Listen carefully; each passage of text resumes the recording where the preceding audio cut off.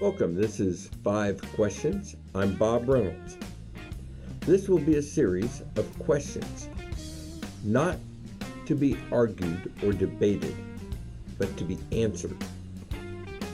And I hope by hearing what someone says and not hearing what someone else thinks about what someone says, you can take the time to try to understand what they actually mean.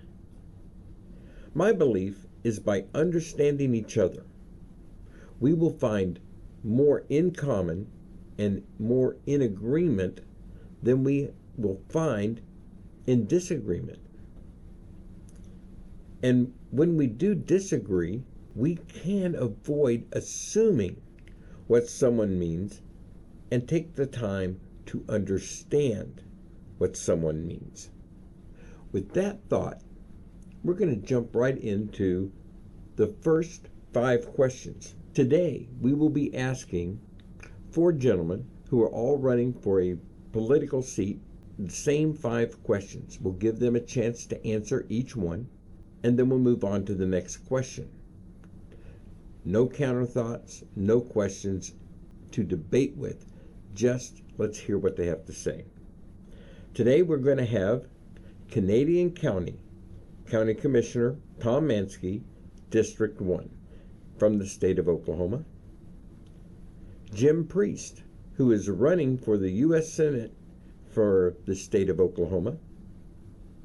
Jack Stewart, who is an Oklahoma State Senator for Senate District 18.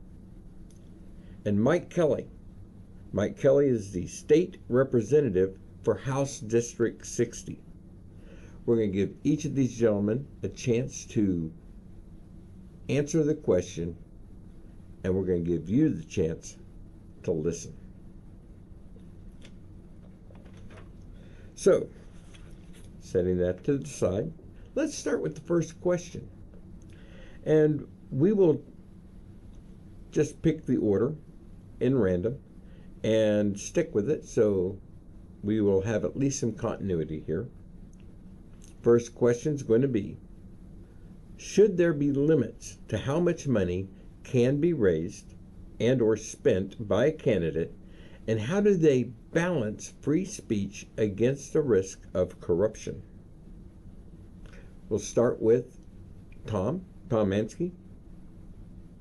Well, honestly, this is my second term to actually run into campaign funding and everything like that. But no, I don't believe there should be limits on how much can be raised. I believe people have the right to the First Amendment to support the candidate of their choice and one of the causes that they believe in. Candidates should be free to, raise and spend contributions to communicate with the voters, and the focus should be transparency and disclosure versus just anything that's maybe hidden or something like that, not limiting any political or free speech that they may have. Voters deserve to know who is funding campaigns so they can make informed decisions. And campaign finance laws should punish corruption and illegal conduct, not restrict citizens' participation in voting.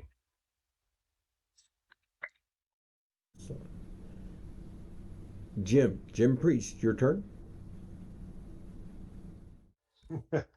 Well, that's the perennial question that the Supreme Court wrestles with recently on a pretty regular basis. And they've sided mostly, this court at least, sided with the free speech argument.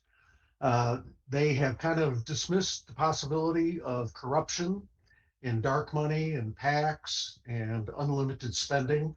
I think that is a naive, and I think they know better, but they're choosing to focus more on the free speech element.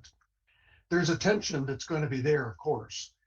And the question is free speech so valuable, so untouchable, that we have no restrictions on campaign finance? Well, what I was told in law school was free speech is an important right, but it doesn't extend to shouting fire in a crowded theater.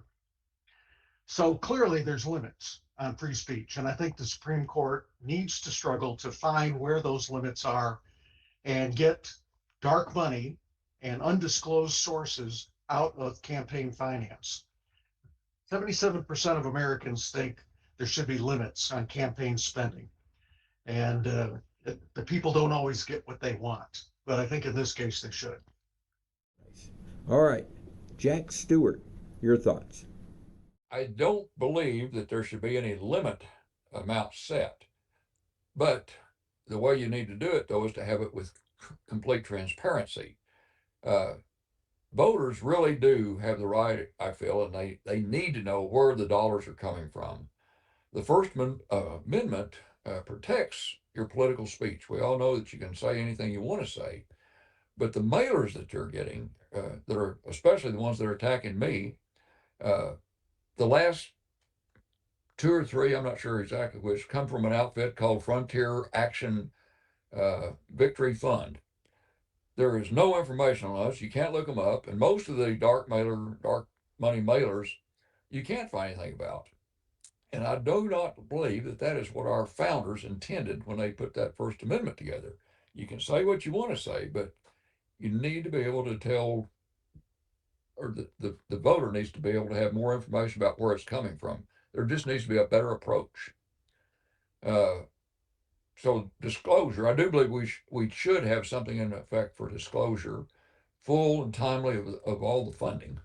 So anyway, voters can then, if they had that, they can evaluate who's supporting each candidate and why they're supporting them and things like that. With the dark money the way it is right now, you don't know who's supporting them, but obviously there's a intent there. There's for sure intent.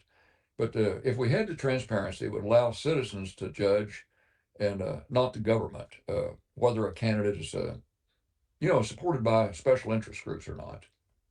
But I might go on to say that doing a little research on it, that Arizona has come up with a Voters' Right to Know Act, I believe is the name of it, and it gives great disclosure to campaign spending. The reason we're to the point we're at now is they say that some years back the Supreme Court had put out a decision that basically supported the First Amendment. So therefore, the dark money groups have come in and taken advantage of that and turned it to their means. But this Arizona law that was passed, the Voter Right to Know Act, has stood up to various court tests. What it does, it prevents the dark money from hiding their identity of their major donors. And so if you have that, then you've got way stronger voter confidence. But the best safeguards then are against the corruption are just that the voters can have access to accurate information about the campaign and or the financing of the various campaigns. So you're back to your question: how do you balance free speech and accountability with robust disclosure requirements? Anyway. Nice. And Mike Kelly. Yeah, that's a great question. Obviously, the Citizens United Supreme Court decision back in 2010 and a recent decision earlier this year by the Supreme Court strikes a balance that essentially allows unlimited independent expenditure, which as a candidate I'm not a fan of. But that does obviously protect free speech. Uh, I wish, and I think the Ethics Commission in Oklahoma and the laws that we have do a pretty good job of the limits on candidate donations and what can be contributed by individuals and PAC funds and the tracking and the reporting that our state does puts pretty tight guidelines on the candidates, which I think is good.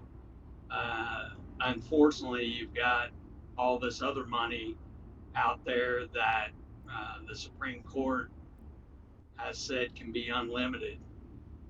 So it's difficult to strike a balance. Obviously, these committees that are set up outside of the campaign can't coordinate with the campaigns. They've got to be firewalled off. But as a candidate, you have no control over someone that may be messaging on your behalf, but it doesn't jive with the way that you would prefer to campaign, i.e., negative campaigning, which I stay away from. Wonderful. All right, now let's move on to question number 2. How do you distinguish between protected political speech and voter intimidation or deception regarding third-party super PAC advertising? How far is okay and how far is too much? Tom? So this being on the county level is not something that we really got into. There are opportunities within the county elections throughout the different offices to receive PAC funding. And when you talk about super PACs, I think that's more on the state and national level. But political speech deserves the highest level of constitutional protection, even when it's critical and persuasive. Threatening, intimidating, or personating election officials is unacceptable. Political ads should be persuade the voters with facts and opinions, not suppress votes through fraud, deception, or intimidation. So, as far as how third parties or super PACs come into advertising, that's something I personally haven't experienced a lot of because it hasn't come into either of the elections I've been a part of. The line could be crossed maybe when advertisers try to deceive the voters about when or where or how to vote. But other than that, that's where you have to get into your own personal understanding of how those ads come across. And now, Jim? Yeah, that's always the perennial question, really in so many areas of life, but particularly in political advertising, because we've seen advertisements that have gone too far. If they haven't breached the law, they've at least breached the bounds of decency and integrity. And it's very unfortunate because we want to elect officials who are people of integrity. And their advertising, whether it's printed or on social media or on television, should reflect that integrity. So I think there should be a limit. How you draw that line is difficult, but truth is kind of the bottom line. So everything should be prejudged for truthfulness. And whether that's done by the local stations, or maybe there's a clearinghouse, or maybe the FTC could do it in national races, there needs to be, that's the minimum standard. It has to be truthful. And no more, I'm probably stepping on some toes here, but I hate the advertisements that show the candidate they're trying to denigrate in black and white, kind of shrouded in secrecy, looking like they just committed a crime. And then the candidate they're wanting to promote in full color, smiling, maybe with a baby in his arm. Uh, that's not untruthful, probably. Maybe there is a picture that looks like that guy just committed a crime. But the deception that's involved and the lack of integrity in political advertising has to draw the line somewhere. And there needs to be policing of it, or we're going to continue to go downhill. I do remember, though, this has always been a problem. Abraham Lincoln was depicted as an ape. He was not a very handsome man, but when he campaigned for president, they made him look like an ape and mocked him and called him names. So we've had this problem for a long, long time. Probably never get rid of it, but we need to draw the lines in a little bit tighter. And Jack? Oh, excellent question, Bob. Definitely, we need protected speech. A person, as I've just already we've talked about, is allowed to speak their mind. They can say anything they want to say. But the dark money, though, has used protected speech to hide behind, uh, being able to basically lie. And they may or may not even take one grain of truth, and they will twist it and turn it into 1,000 grains of non-truth. And they can say, because they had that one grain in there, we're not lying. But the way they can twist it and turn it, I could, if we had more time, I could give you several examples of what they've done already with that. But so how does the public know what the truth is in that case? I mean, the dark money obviously does not want them to know the if it's the little video clips that come out. They're so fast, it's just And then we don't need that is, the final line. And people have told me they've seen a bunch of them, primarily leading up to the primary. And I'll say, well, what did they say? What did they say about me? Well, I'm not sure what they said, but it was the conclusion was loud and clear. Is we don't need that. And so when a lawmaker listens to the people first and doesn't give in to the special interest, uh, a lot of times we get attacked by the dark money. So it's just kind of the way it goes. But every attack mail piece about me especially, and that's the one I'm most familiar with because I'm not too much getting from the other people, but we see the ones that come against us. But most of them, I think, are likely from someone that wanted something that I knew that would not be good for my district. And so, as far as I can tell, I stood up for the people, didn't give in to the special interest, and therefore you're getting attacked. But you're not absolutely sure even who it's from. Anyway, I hope I answered your question with that, Bob. And Mike. Again, great question.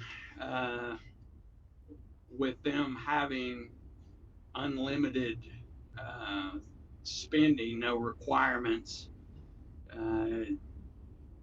I don't know that I've seen instances of voter intimidation, but I'm afraid that misinformation and half truths, while that can be some people's campaign strategy, I think it's more of a threat with independent expenditures.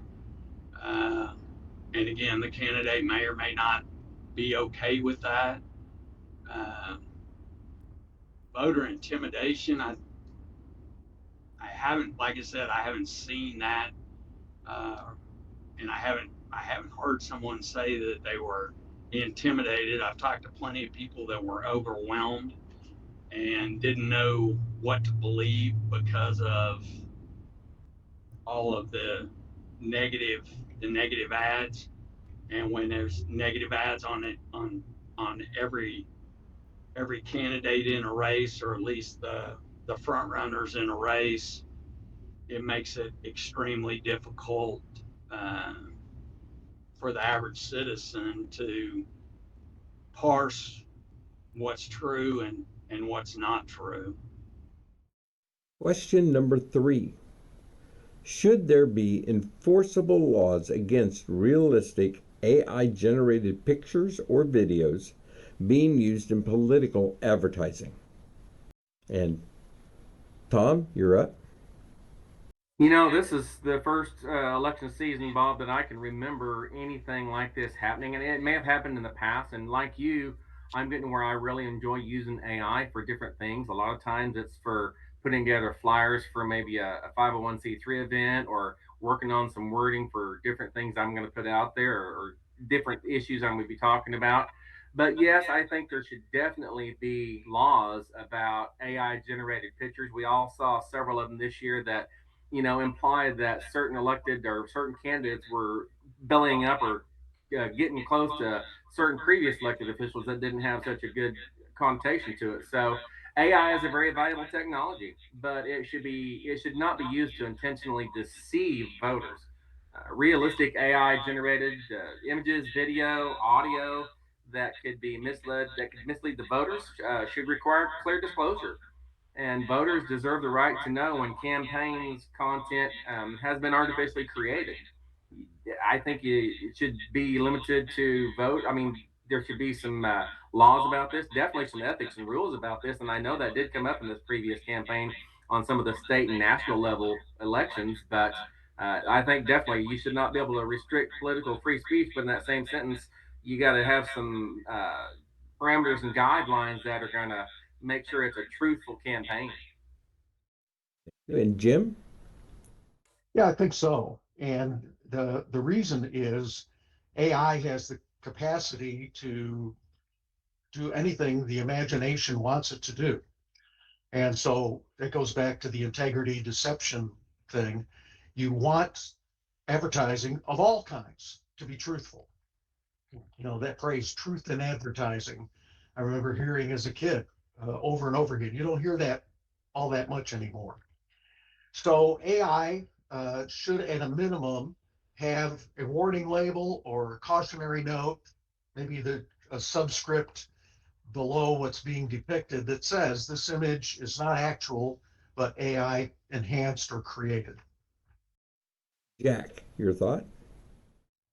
I think that yes, there should be some laws because the way that and I agree with you, AI is great when used properly, but the way it's being used now is totally trying to deceive.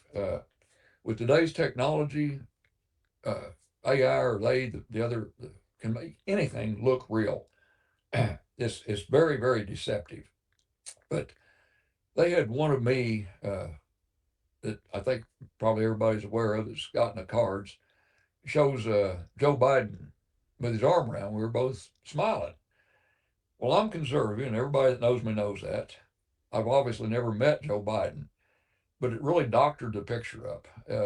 Your face looks different. They put different clothes on you that you've never even had before. It's totally separate. So yes, I think there should be laws for it. But what they're not really truly showing is the real me. They've never had anything about, you know, my day, what, knocking doors, meeting District 18 residents, just, oh, days on end, studying the bills when we're in session or at the Capitol.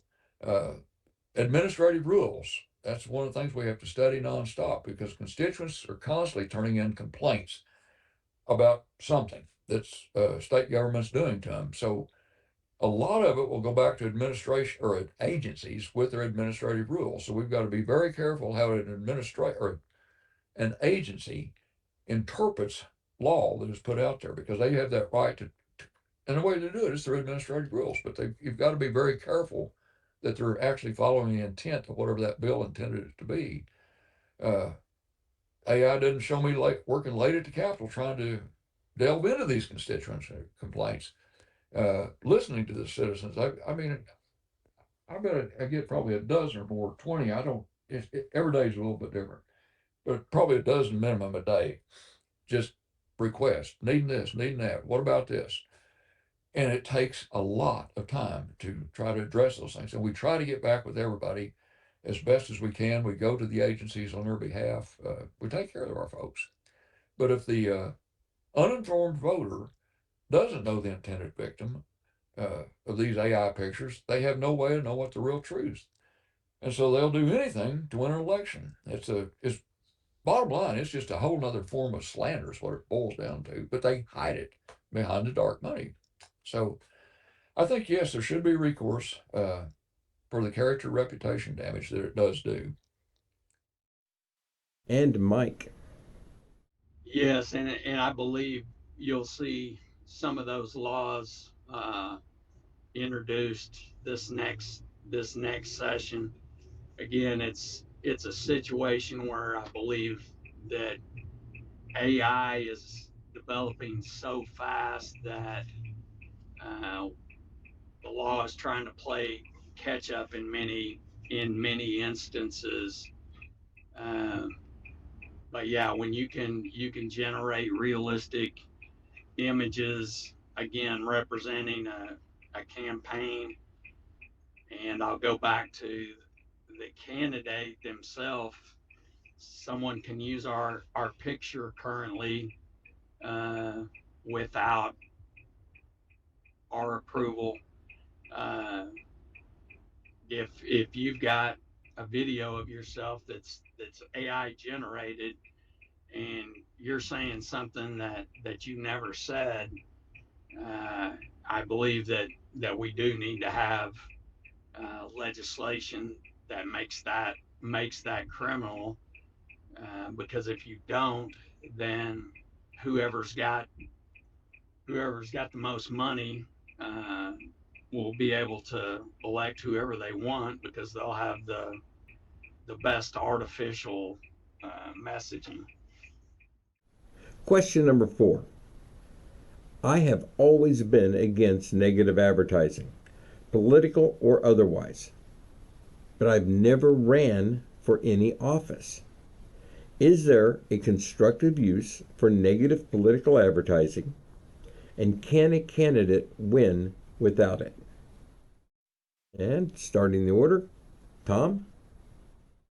So personally, I think the negative ads, a lot of people really got tired of them this year, especially because they became so prominent, especially on TV. And I believe campaigns should be more about earning votes and not tearing people down, not tearing your opponent down. I personally chose to not run any negative ads or any connotations or any subliminal message about my opponent. And instead, I focused on my record, vision, and results because in 4 years that I've been, or 3.5 years I've been in, I felt I had a strong record to run on. There can be some constructive role for some factual differences or contrast advertising between two candidates, and that helps voters to understand better the real differences between the qualifications therein. But yes, I do believe a candidate can win without running negative ads.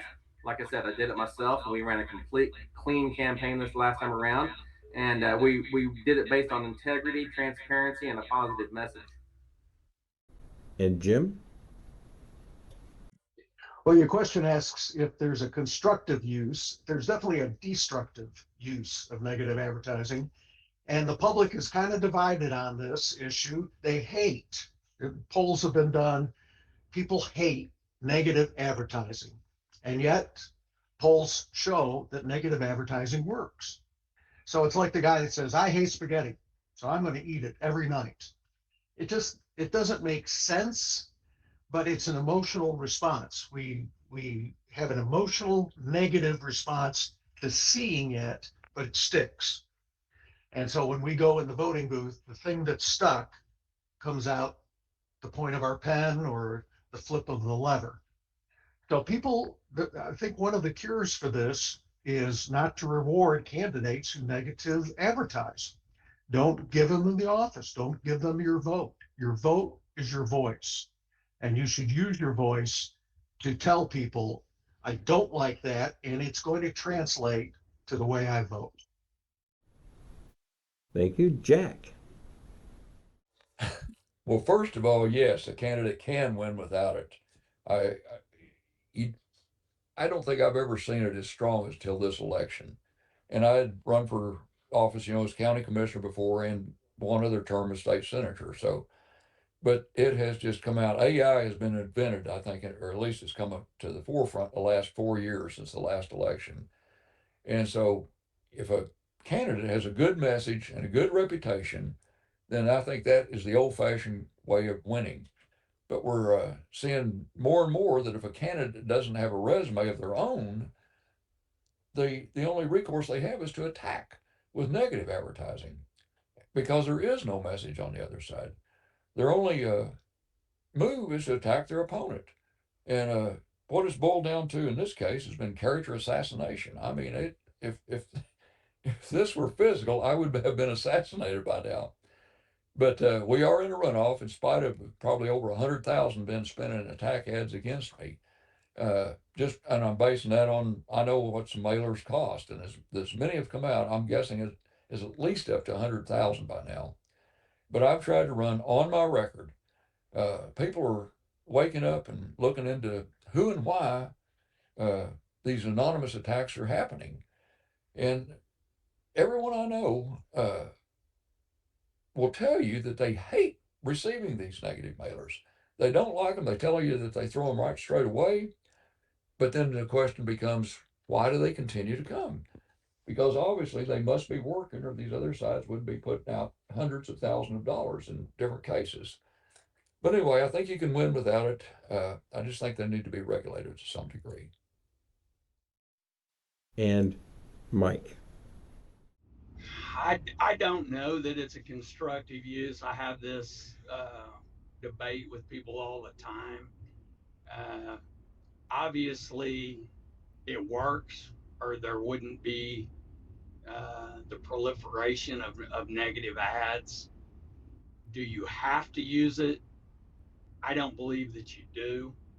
Uh, I ran my campaign uh, 2 years ago, and I'm running my campaign this time without any kind of negative ads because my belief is if I can't convince you to vote for me because of my bona fides and what I bring to the table, then I don't I don't need the office.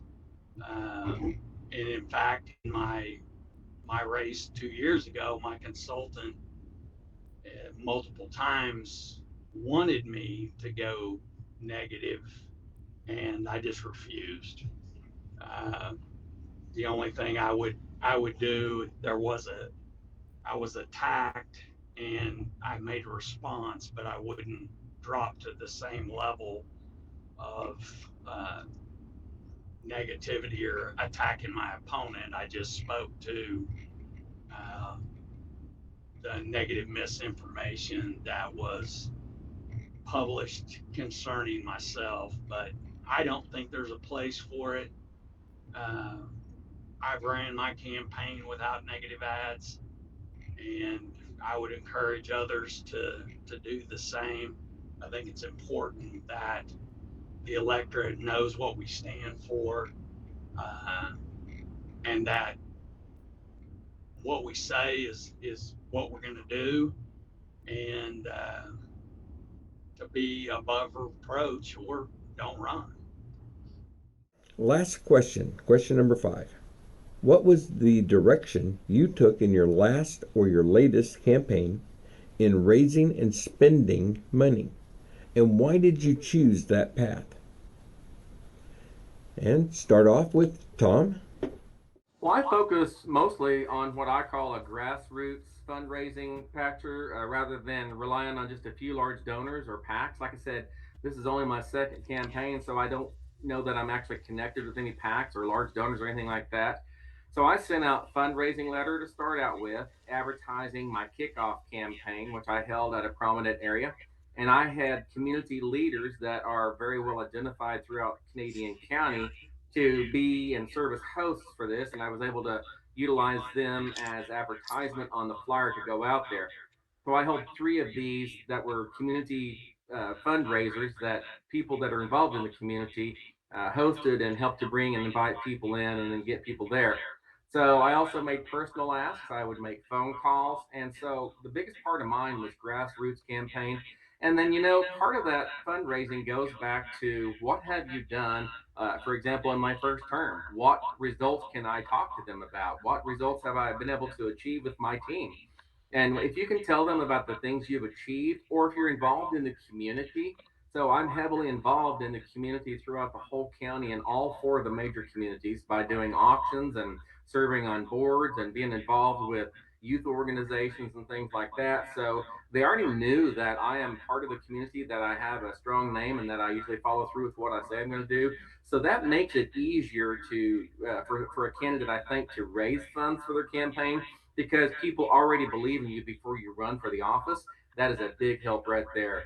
I wanted people to support the campaign because they believed in my record or the leadership and the vision that I had, not because some expected return. This is not, hey, you're going to give me this kind of money, I'm going to give you that. I mean, you see that sometimes on the larger election, but that's definitely not the way my campaign was run.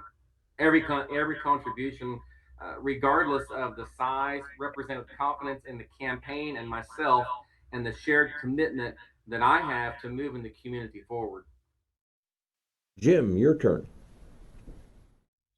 The last time I ran for public office was for Oklahoma Attorney General in 2010, and the technology has just galloped at breakneck speed since then. So back in 2010, I made phone calls. That's what's done to raise money for the most part. You also have events, you have coffee get-togethers, meets and greets, and you hope some people give you money there.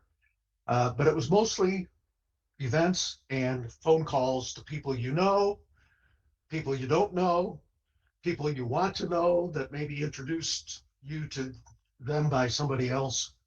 And then we wrote it down on a piece of paper. We really didn't. There were computers back in 2010, but they weren't used like they are today to track donations and track donors.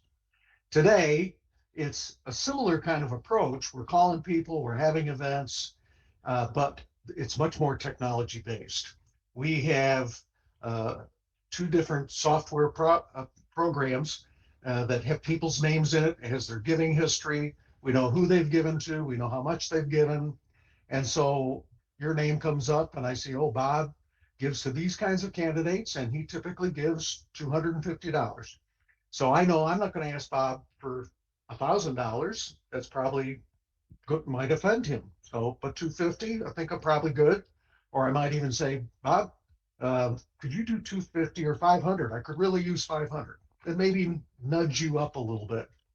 It's all, persuasion and salesmanship and trying to find common ground with the donor that you're trying to court. And then in terms of spending, it's voter contact, I think, is the high priority. So mailers are very important. We did that both in my old campaign and in this campaign.